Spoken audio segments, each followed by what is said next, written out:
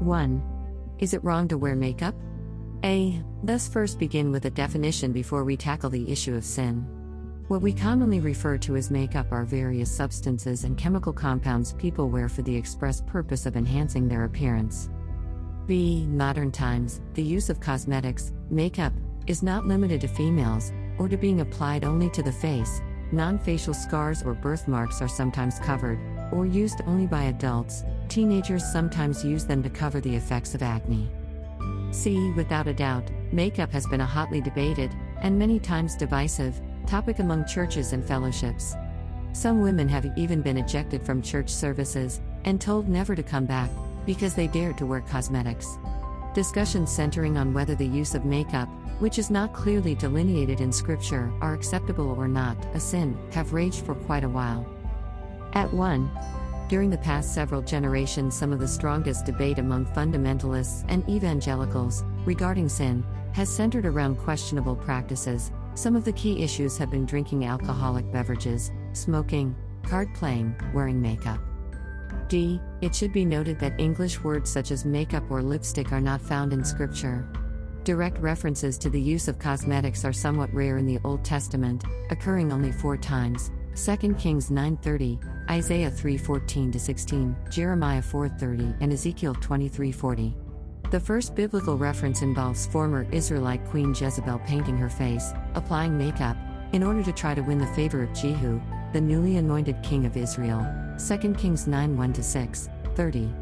Her attempt to win favor, however, failed miserably. Verses 32-37. We need look no further than the creation of man for a guiding principle regarding whether or not it is a sin to wear makeup. The Bible states that God made everything, including humans in the Garden of Eden, exceedingly good, Genesis 1:31. He then placed Adam, and soon Eve, in the garden with the express purpose that they dress it and keep it, verse 15. What did he, however, expect them to do, since everything around them was unspoiled and did not so much as contain a single weed? Weeds would grow after sin entered the picture, see Genesis 3:17-18. God's will was that the first man and woman use their creativity to change and build upon what they were given.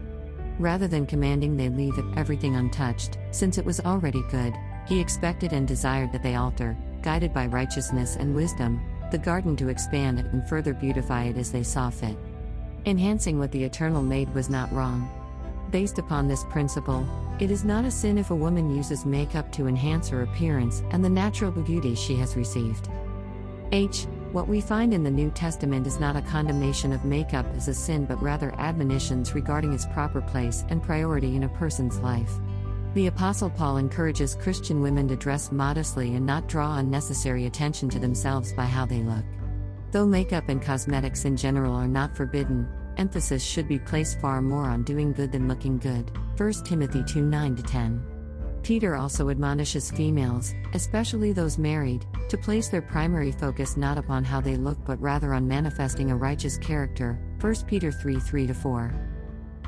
Wearing makeup, like drinking alcohol, is a question of moderation rather than prohibition. While it is certainly not wrong to forego cosmetics, using them with wisdom and modesty is not a sin. It would be wrong, however, to use them for the express purpose of leading another person to lust and disobey God in their heart. Believers should always be mindful how what they say and do will be perceived by others, 1 Thessalonians 5:22-23.